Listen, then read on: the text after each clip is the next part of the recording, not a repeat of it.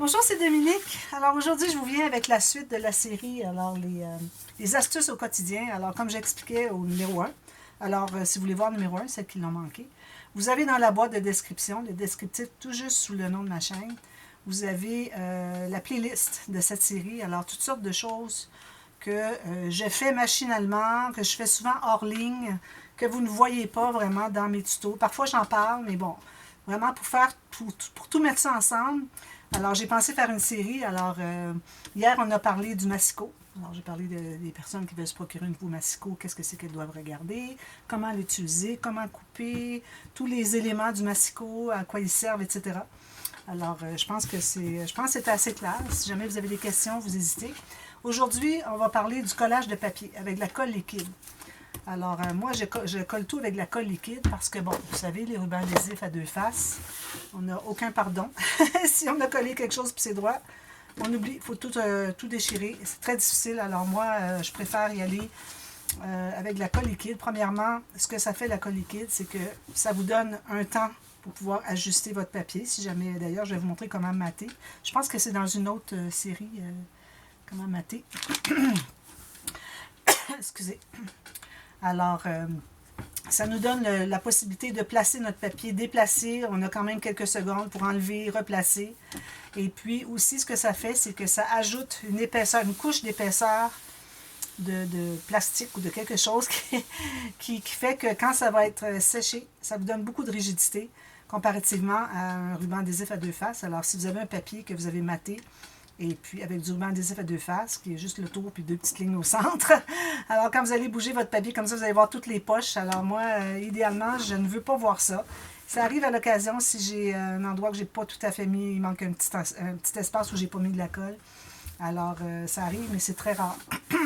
Alors moi, j'utilise à peu près tout le temps ça. Le ruban adhésif à deux faces, je l'utilise pour coller papier sur acétate ou pour faire pour coller mes aimants. C'est pas mal la seule façon. Alors, acétate, ça veut dire shaker, ça veut dire quand je fais des intercalaires avec de l'acétate et puis du papier soit parchemin, soit du papier calque ou le vellum, tout ça. Alors là, ben, j'utilise vu que j'ai du plastique avec l'acétate, ben là, ça me prend du ruban adhésif à deux faces. Moi, j'utilise, alors excusez, la bouteille, elle est très vieille, parce que moi, j'achète des grosses bouteilles, puis je remets dedans. De temps en temps, je vais changer le bouton, je vais changer le bouchon quand j'ai terminé une grosse bouteille pour avoir un bouchon neuf, mais la bouteille reste toujours comme ça, pas de problème. C'est très solide pour très longtemps, ça ne fond pas avec le temps. Alors, Tacky Glue de Aleen's, c'est celle avec laquelle j'ai commencé à travailler dès mes débuts, il y a 8 ans. Je travaille toujours avec celle-là. Je vois tout plein de gens sur YouTube qui travaillent avec celle-là. C'est vraiment la meilleure marque. Alors, je parle que du papier aujourd'hui parce que, bon, il y a d'autres colles pour le tissu. 3 dans 1, Fabri-Tac, tout ça. Mais bon, pour ce qui est de la colle à papier, c'est ceci. Alors, j'ai pris des notes là, pour essayer de ne rien oublier. Alors, la quantité de colle qu'on va mettre sur deux papiers qu'on veut mater ensemble. Alors, je vais essayer de trouver des petites occasions de mater des choses. Lui, je vais le mettre sur du verre, d'ailleurs. J'avais regardé pour... là, je suis en train de travailler sur un projet, alors je vais profiter. C'est pour ça que j'étais en train de commencer pas la série. Je faisais pas de série de tutos. Je cherche une feuille qui est déjà commencée, puis je la trouve pas, mais bon, je vais en prendre une autre. Alors, je fais pas de série de tutos parce que je suis fatiguée, c'est la fin de la saison, j'ai pas beaucoup de matériel, alors j'ai décidé que je la faisais comme ça pour moi. Alors, c'est une série, c'est un projet que vous allez voir bientôt en présentation inspiration. Alors, ici, alors vous avez vu, j'en ai parlé un petit peu, je crois, peut-être pas encore. Je vais en reparler de toute façon quand on va parler des incrustations et tout ça. Alors, moi, ce que je fais, c'est que je n'avais jamais mesuré ce dont j'ai besoin. Tout ce que je fais, c'est que je place mon papier, celui que je veux mettre sur le dessus pour mater. Alors, je vais le mettre comme ceci. Je me garde toujours 1,5 à 2, comme vous voulez, 1 mm. Alors, ici, là, je mets une petite ligne en bas ici pour couper, puis une autre ici en bas pour couper. Alors, quand je la coupe, ensuite, pour la mater, je vais vous expliquer ce que ça fait. Alors, je vais la couper ici. La lame est un petit peu usée, mais je vais sembler un petit peu. Donc, alors,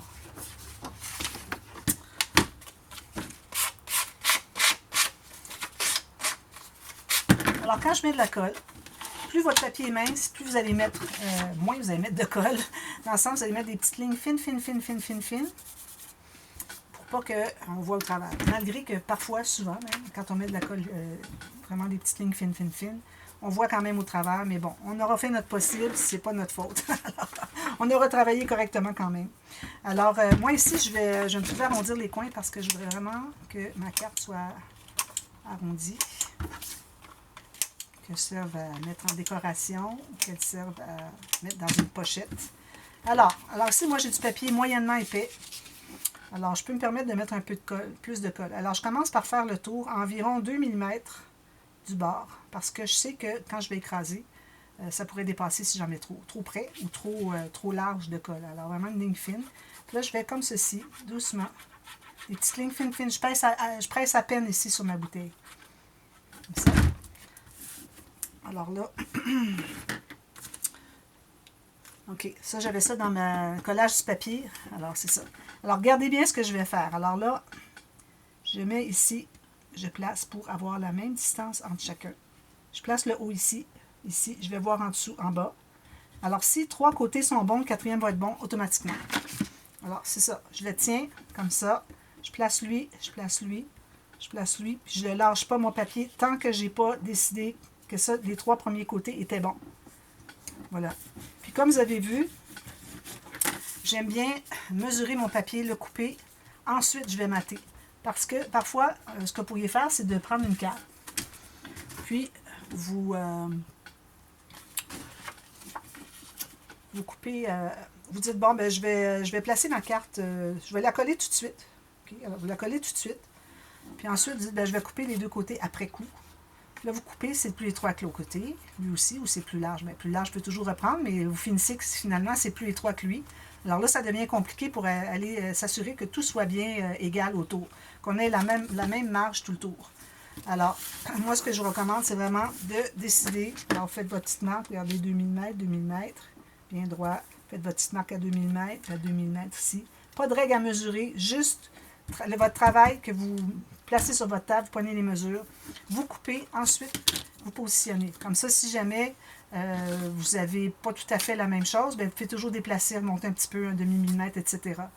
Plutôt que d'essayer de couper autour. Alors ça, c'est bien important. C'est une des choses à laquelle je tenais le plus à vous dire pour ce volet de la série. Alors, comme vous voyez ici, alors, vous voyez, j'ai maté d'un côté ici. Regardez ce que ça fait. Alors, ce que vous allez faire, alors ça, c'est parce que vous avez collé d'un côté. Alors, le côté opposé va se trouver à courber. Quand vous allez avoir maté l'autre côté, ça va comme l'annuler. Okay, on va courber dans l'autre sens. Sauf que bien souvent, il reste quand même une petite base de courbure. Alors, moi, ce que je fais, là, je ne le ferai pas ici parce que, bon, c'est grand, puis je n'ai pas encore maté dessus, sur ce côté-là. Alors, ce que vous faites à ce moment-là, supposons que vous avez une petite carte de maté, vous dites, ben là, je fais quoi, là? Alors, prenez un espace qui est assez long ici, puis vous allez tenir ici, puis vous allez juste faire ceci. Regardez, tout droit. Très simple. Très, très simple. Alors, moi, souvent, je m'étais dit, bon, ben quand je vais avoir maté l'autre côté, ça va s'annuler. Excusez mes doigts, j'ai fait de la teinture au thé tout à l'heure. Je m'étais dit, ben ça va annuler, mais parfois, il en reste un petit peu.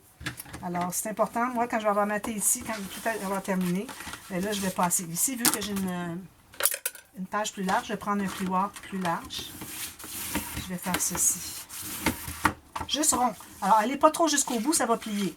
Alors, vous arrêtez ici, vous faites le rond comme ceci. Alors, vous voyez déjà, c'est beaucoup mieux que c'était tout à l'heure. Alors, ça, c'est une façon de faire pour redresser. Alors ici, bon, la colle des coins. Laissez avec le doigt. Positionnement du papier. Quand vous allez... ayez toujours un petit chiffon. Alors moi, j'ai travaillé longtemps sans chiffon, puis je voyais des gens qui le faisaient sur YouTube. J'ai dit, je pense que je devrais peut-être faire ça, puis je trouvais vraiment que ça valait la peine. Moi, c'est un papier. Quand il est trop plein, quand il est tout usé, je le jette, j'en prends un autre. Alors, c'est un quart d'essuie-tout. Un demi d'un demi, que vous savez, ceux qui sont avec des petits morceaux tout petits. Alors, quand vous faites ceci, si jamais il y a un peu de colle qui dépasse, il faut aller l'essuyer tout de suite. Moi, avant, ce que je faisais, c'est qu'avec mon ongle, j'allais l'enlever comme ceci, j'essuyais. C'est encore mieux parce que ce qui arrive, c'est que En l'essuyant comme ceci, vous l'étendez un peu. Donc, vous allez peut-être voir un petit peu de brillance. La colle sur du papier, ça devient comme clair, brillant. Alors, en l'enlevant comme ceci. Pour ça, j'aime toujours avoir un petit peu d'ongle. Comme ceci, vous avez tout enlevé. Vous essuyez votre doigt. Alors ça, c'est une autre façon de faire. Ensuite, plus de papier mince, plus fort, on doit presser. Alors, quand j'ai du papier très mince, comme ça, vous voyez, très mince, et puis que je le mets sur un papier, supposons que j'aurais un papier, je ne le collerai pas ici, là, je vais juste vous montrer ce que je ferais si c'était quelque chose à coller. Alors, supposons que j'aurais à coller ceci. Alors, une fois que je l'ai collé, bien placé, ok. Alors, on ne fait pas juste ça. Avant, je faisais ça au tout début, mais ça a été très rapidement que j'ai réalisé que ça faisait des bosses. C'était dans mes balbutiements au scrapbooking. Alors, je recommande vraiment de toujours bien presser votre papier. Plus que votre papier est mince, plus que vous allez avoir à presser fort. Parce que la colle a tendance à pénétrer à l'intérieur, puis là, on voit au travers. Le papier est tellement mince qu'on voit au travers la colle qui a pénétré dans le papier. Alors, c'est difficile. Puis, curieusement, vous allez voir que si vous avez du papier rouge, vous allez voir les lignes qui vont ressortir plus rouges encore. C'est la seule couleur qui fait ça. Je ne suis pas la seule à l'avoir remarqué. Il y a des youtubeuses américaines que j'ai entendu qui parlaient de ça. Je dis, ah, ben, ça confirme ce que je pensais. Ce que je voyais que le rouge, il ressortait plus. Je ne savais pas pourquoi. Alors, à cause du pigment qu'il y a dedans, il y a quelque chose qui fait qu'on voit rouge plus foncé. Mais une fois que ça sèche, il n'y a presque plus de différence. Alors, il faut faire bien attention quand vous avez du rouge. OK, vous mettez votre petite ligne autour, puis vous faites comme juste des petits picots. C'est même pas des lignes, là. C'est vraiment des lignes interrompues. Puis vous assurez qu'il y en ait un petit peu partout. Alors, laissez pas un espace grand comme ça qu'il n'y en a pas. Alors, moi, j'irais à la limite ceci. Ce serait vraiment le plus petit où est-ce que j'en mettrais pas. Même encore, je pense que j'en mettrais quand même au moins un petit peu comme ça. Alors, ça, c'est bien important. Plus que votre papier est mince, plus que vous allez devoir presser. Alors, il y a votre plioir comme ceci. Vous pouvez utiliser pour presser. Ici, quand j'ai des grandes surfaces, j'aime utiliser celui-là. Dernièrement, je m'adonnais à regarder dans mon petit carrousel avec mes outils, tout ça. Et puis, dans le même compartiment que lui, j'avais lui. Alors ça, c'est pour faire de la pâte de modelage, faire du mix média. Et puis, je m'étais dit, pourquoi est-ce que je n'utiliserais pas lui? Parce que lui, du fait qu'il est plus rigide, bien, il est peut-être à la même rigidité que lui, mais ça reste que c'est très, très mince ici. Puis on peut mettre beaucoup de pression dessus, comme ça, plus que lui ici, parce qu'on est pris avec nos doigts, c'est difficile. Tandis que lui, vraiment, on a une bonne emprise comme ça, qui fait qu'on peut vraiment bien écraser. Alors, plus que votre papier est large, plus que vous allez utiliser ces outils-là pour tout étendre, finalement. Alors, moi, je ne l'ai pas fait ici. Je pense que je l'ai fait ici et ici. Sur mes grands papiers ici, j'ai pris celui-ci. Voilà. Bon, maintenant... Alors là, je pense que j'ai terminé pour la colle. Je vais vous parler un peu de la colle à tissu. Alors, la colle à tissu, moi, quand j'ai, que ce soit des rubans, que ce soit des dentelles, du tissu, du jute, des ficelles, n'importe quoi qui n'est pas papier, même sur mes petits, si j'ai des petits éléments métalliques, par exemple, une petite, comme ça, une petite breloque, je vais le sortir.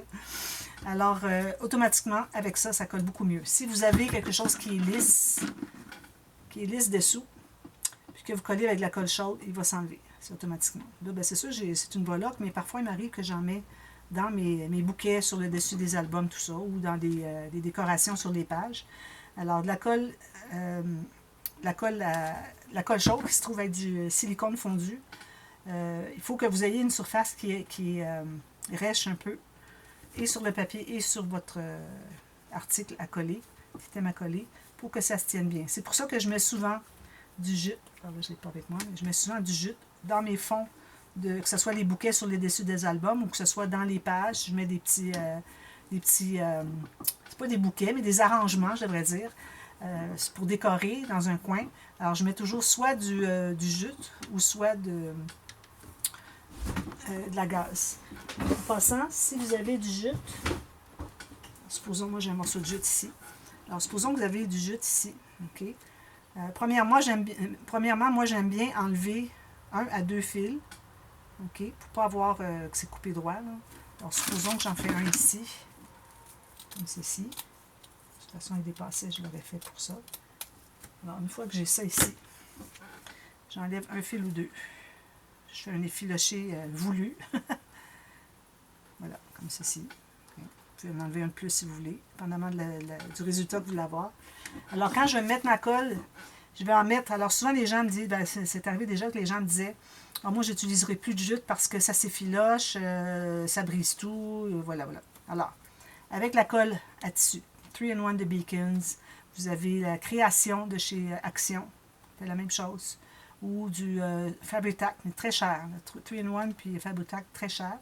Avec la 3-in-1, avec la création chez Action, vous pouvez le faire, sauf qu'il faut le laisser sans bouger pendant plusieurs heures pour que ça prenne bien.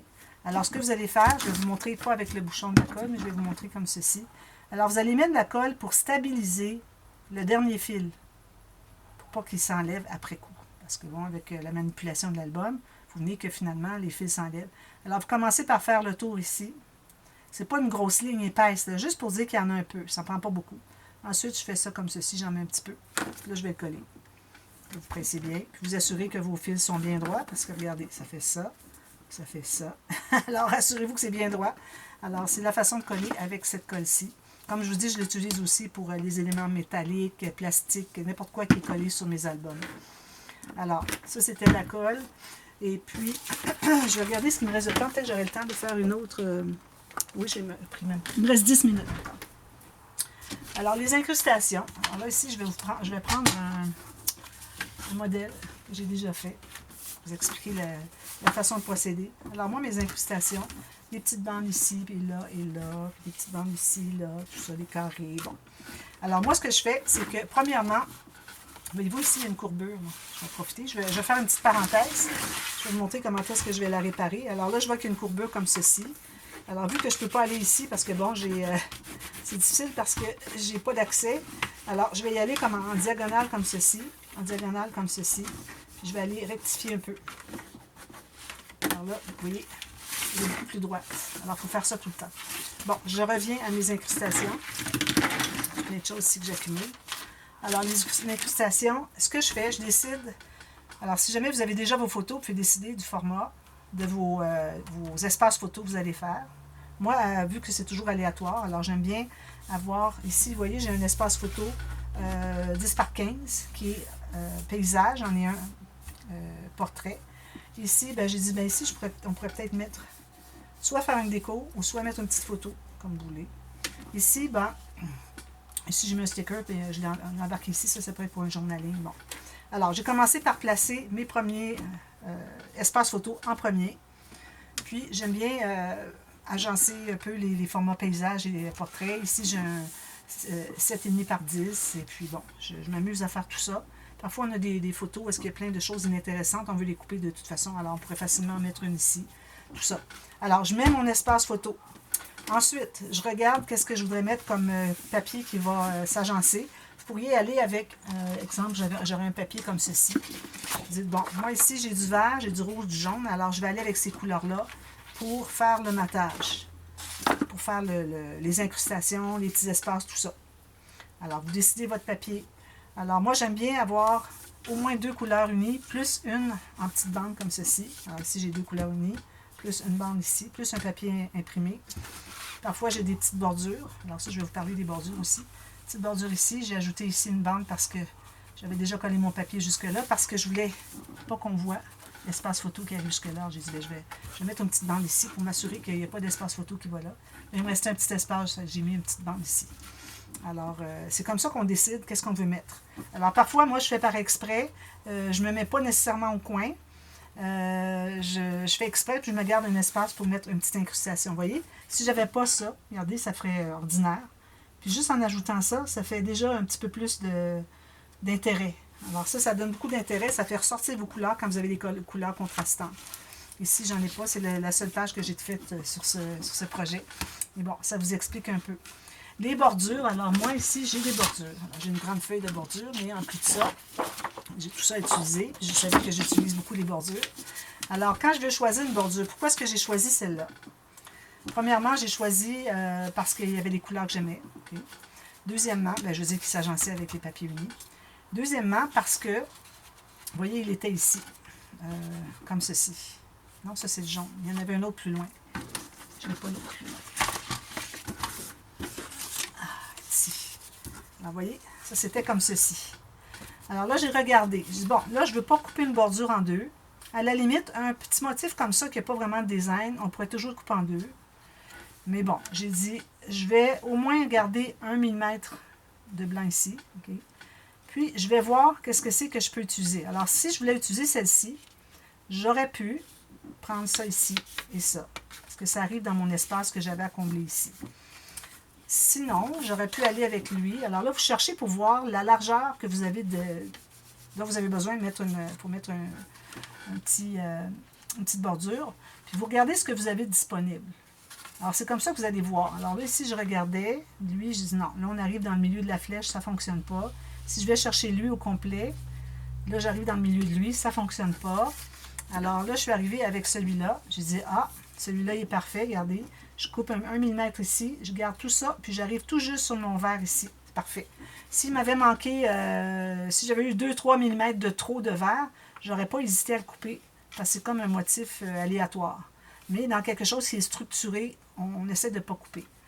Puis des petites choses comme ça, d'ailleurs, j'en avais coupé une. Ici, c'est une bande comme ça. Ça, j'adore ça, ces petites choses-là, parce que ça permet de faire des petits ajouts tout petits, de détails. Alors ici, comme les petits zigzags avec la ligne ici, ça aurait été bien aussi. Toutes sortes de petites choses qu'on peut utiliser qui font que ça donne vraiment du caractère à votre page. Alors là, ce que vous faites, supposons que je serais ici, j'aurais un morceau ici à combler une autre couleur parce que je veux que vous voyez la différence. Je vais terminer avec ça aujourd'hui. Alors ici, il y a d'autres choses, peut-être qu'on va continuer même demain sur les incrustations. Alors supposons, moi, j'ai ce papier, j'ai un espace ici que je veux combler avec du papier. Alors, premièrement, je vais calculer en me gardant 1 mm qu'on voit le papier blanc de fond, à peu près. Ici, j'ai à peu près rien, mais bon, autant que possible, on essaie de garder 1 mm, un demi. Alors là, je le mets là, je mesure ici à 1 mm du bord. Ça, c'est ma largeur. Là, je vais tasser comme ceci. Alors, je me dis, si je le mets ici, à 1 mm du bord de la bleue ici. Là, je vais couper ici, parce que je garde 1 mm. Alors, je coupe tout ça. Je revérifie, voir si c'est correct. Ici, j'ai peut-être mal vérifié, c'est pas tout à fait droit, mais c'est très difficile d'avoir ça 100% droit. Ensuite, je le coupe. Si j'ai un arrondi, je vais faire l'arrondi. Je mets la colle, puis je le place là. Puis je suis bien contente parce que j'ai un papier contrastant ici pour faire du journaling, des choses comme ça. Les incrustations, c'est comme ça. Vous commencez par les espaces photos. Vous mettez du papier design, des petites bordures, peut-être un coin journaling, un peu comme j'ai fait ici. Puis, vous comblez les petits espaces pour que ça fasse joli, puis que ça rehausse tous les photos vont être très rehaussées. Vu qu'on a des incrustations, on a toutes sortes de petits papiers de couleurs autour. Alors ça, moi, je fais ça très, très souvent, des incrustations comme ça. Ensuite, je pense que j'ai tout écrit, finalement. Vous variez les couleurs avec les imprimés. Puis, voilà, c'est tout ce que j'avais, finalement, sur incrustation. Je l'ai tout dit sans savoir, finalement. Mais bon, j'en fais tellement souvent que je sais qu'est-ce qui est important. Alors, voilà. Alors, vous avez eu le collage de papier des incrustations aujourd'hui. Hier, vous avez eu le masticot. Si jamais il y a des gens qui ont des expériences avec d'autres matériels, n'hésitez pas à me le dire. Ça fait partager avec les autres personnes, avec les gens qui regardent mes vidéos. Vous allez partager, puis ça va faire que les gens vont apprendre encore plus que ce que moi je fais, ce que je dis finalement dans mes vidéos. Parce que parfois, il peut y avoir d'autres options. Moi, je parle de ce que moi, avec ce dont je travaille. Et puis, il peut y avoir d'autres personnes qui travaillent avec autre chose. Alors, c'est bien de partager. C'est une communauté. On veut tout partager ensemble. Alors, n'hésitez pas à l'écrire, même si c'est ma vidéo. Moi, j'ai dit des choses. Si vous avez autre chose à dire, dites-le. Ça me fait super plaisir. Puis, je commenterai peut-être dessus, vous remercier, tout ça. Alors, voilà. Alors, je reviens demain. Alors, demain, on va parler de la coupe au ciseau, ancrer les papiers, puis probablement l'utilisation des chutes si on a le temps. Alors, je reviens demain pour un autre petit 27 minutes, peut-être pas tout à fait, de tuto pour cette série. Alors voilà, je vous revois demain. Merci. Bye bye.